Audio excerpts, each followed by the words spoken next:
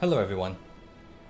So, from that Ashava clip, you might have noticed that I was able to keep my ice armor up for most of the fight, and my deep freeze, which usually has a 1 minute cooldown, came off cooldown in about 20 seconds.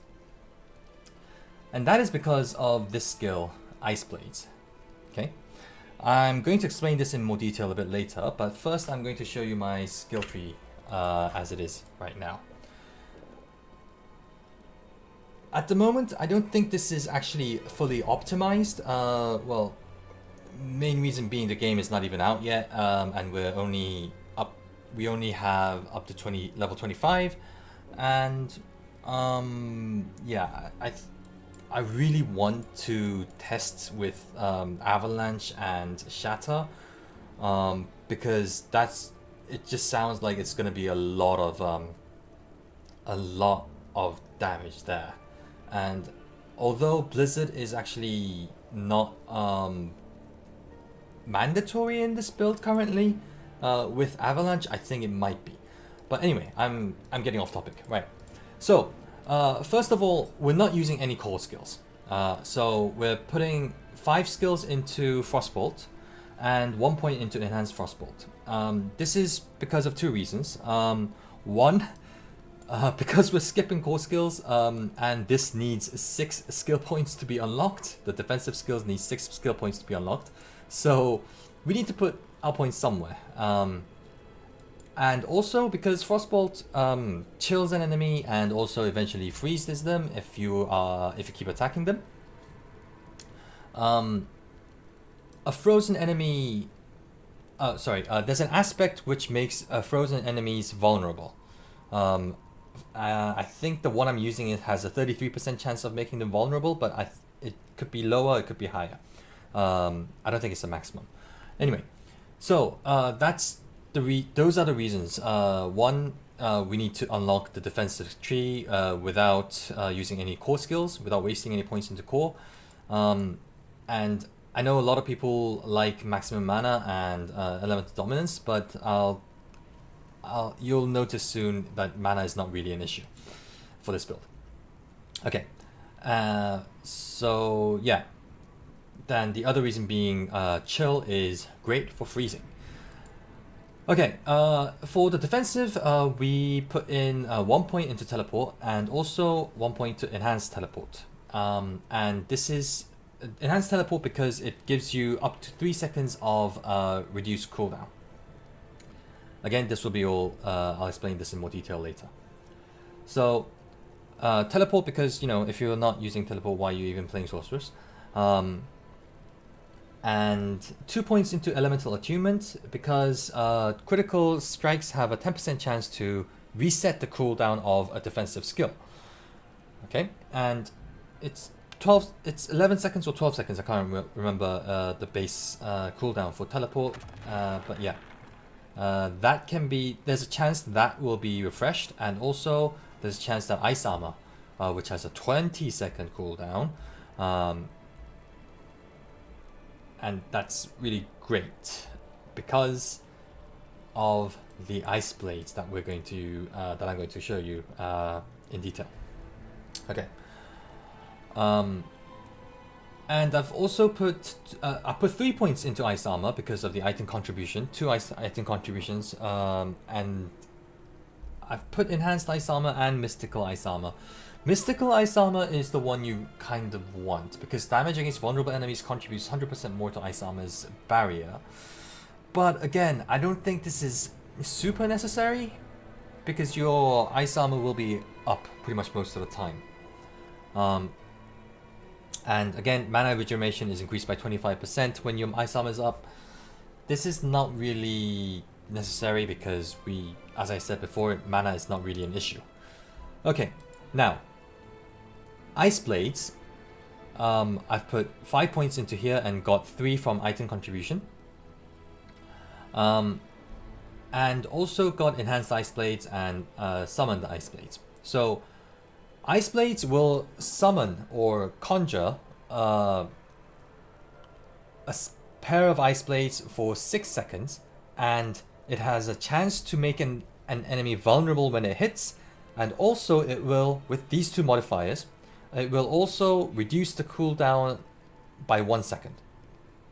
And 50% chance of that cooldown reduction being applied to other skills. Okay? I think this is kind of important because otherwise all your skills should be cooldown skills. Okay? But let me explain. So I think this only applies to one other skill. Okay? When the 50% chance of cooldown reduction to other skills happens, I think it's just one skill rather than your entire skill set. Because I found myself using ice armor much more than teleport. Now, if that is the case, I think I need to do more testing. But if that is the case, then if you have all your skills on cooldown, then it will take longer to cast each of the cooldown skills, right? If the 50% chance is applied to ice armor, then it doesn't apply to teleport. If it applies to teleport, it doesn't apply to ice armor. If it applies to other cooldown skills, it won't apply to ice armor or teleport and so on like that. Which means if you have the more cooldown skills you have, the longer it will take to refresh. I hope that makes sense. Okay, coming back to the skill tree, I've got the barriers have increased, 10% increased duration, Icy Veil, 2 points here. Again, I don't think this is really necessary because of how often you will have your ice armor up. And for ultimate, we have Deep Freeze and Prime Deep Freeze. Now, the core philosophy of this build is being able to cast skills that have a cooldown as often as possible. Okay? Because if you put Ice Blades on your enchantment, then for every 20 seconds in cooldown you spend, you will spawn an additional Ice Blade. That means that if I cast Teleport, then it doesn't really spend any Ice Blades right now because I haven't spent 20 seconds, right? But it has 1 second. I think this means it has 1 second left, okay? Now, if I press Teleport again, it will spawn an Ice Blade. If I press, use Ice Armor, it will spawn 1 Ice Blade because it's 20-second cooldown. Okay, now it doesn't spawn here because it's not enough for 20 seconds.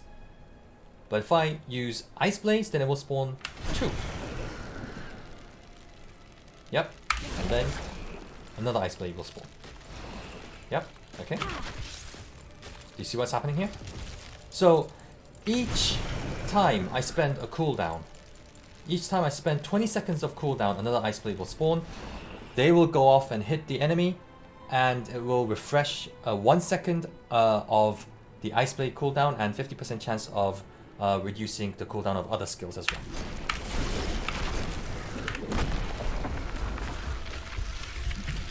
So you just saw about 6 Ice Blades happening right here. If they all hit, then you get minus 6 seconds cooldown. Okay? I think the maximum number of Ice Blades you can have up is either 4 or 5. But because you're constantly using them, right? Because you're constantly using them, it feels like it's a lot more than that, right? Okay, so in the case of a boss fight, you will find yourself constantly spamming 1, 2, 3, and once your Deep Freeze comes off cooldown, you will use it, and 3 Ice Blades will spawn and hit the boss, and so on and so on and so on. In the case of mobs die really quickly in this game, and Ice Blades will have trouble traveling and hitting the enemy before they disappear. So you might not be able to experience the Ashava, the clip I'm about to show you as well is a butcher clip, and that was just ridiculous. So that's pretty much it for this build.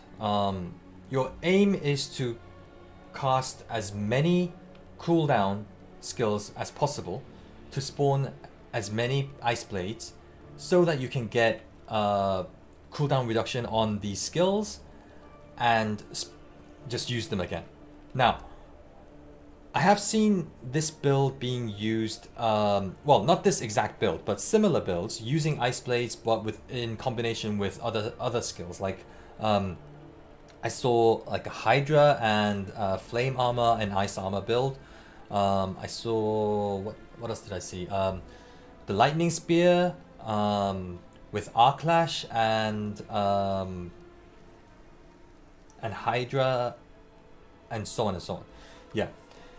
It's everyone who's using this is using it with everyone who's using ice blades is using it in combination with other elemental skills, and I don't think that's really optimal because of these skill affixes.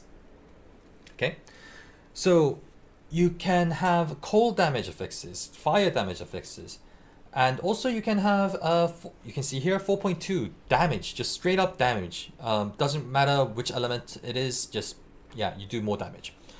It'll be nice if you can get, like, just damage all across the board. But as you know from Diablo, the nature of Diablo, it's really, really hard to get the affixes you want on these items. So if you unite your damage source, if you have one type of damage source, then you will get, so for my example, it would be cold. So you get damage plus damage from cold affixes, and also plus damage from just damage affixes. So I think this is a good way to alleviate some of that min-max burden, so to speak.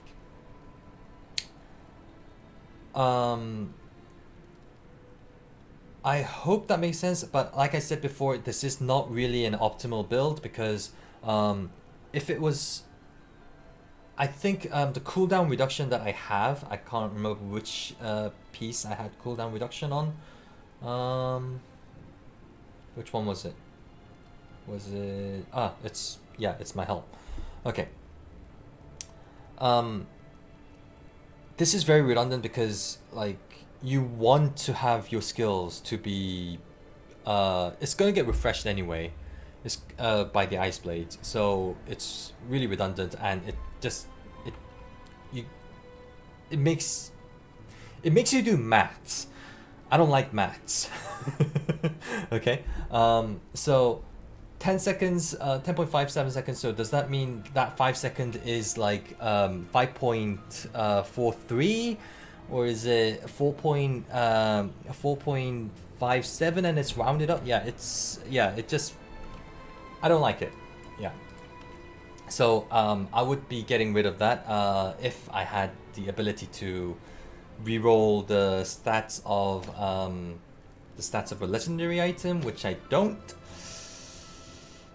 As you can see, this dropped as a legendary because it has 4 affixes instead of 3, like this one, which I imprinted as an aspect on it.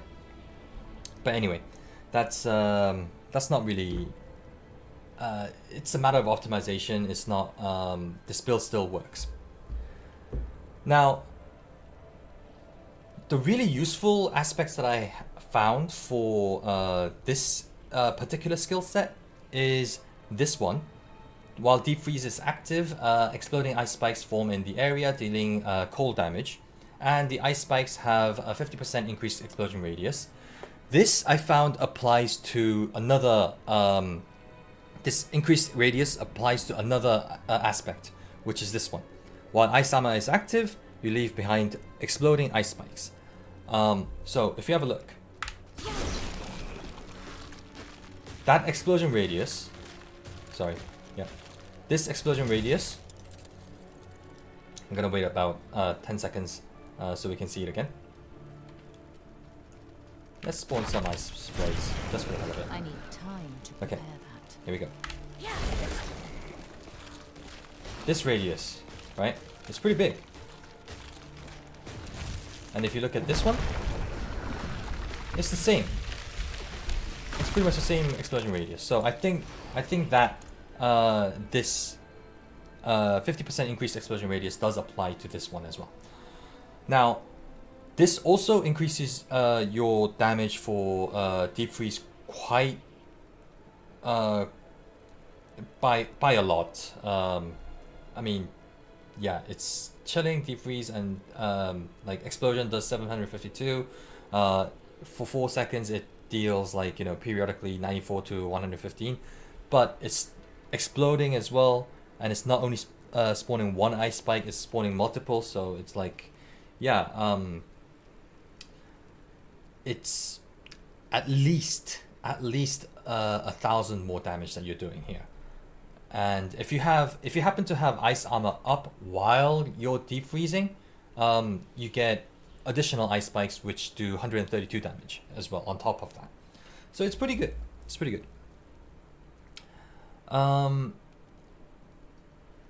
But the core, as I said before, is these are all just like, you know, item aspects and everything like that. These are all just I haven't found an aspect which improves your ice blades, but if there is, that's going to be just like the item that I want, the aspect that I will definitely use. If it improves any of the cooldown reduction or anything, damage or whatever, it will. I'll just gung ho for that.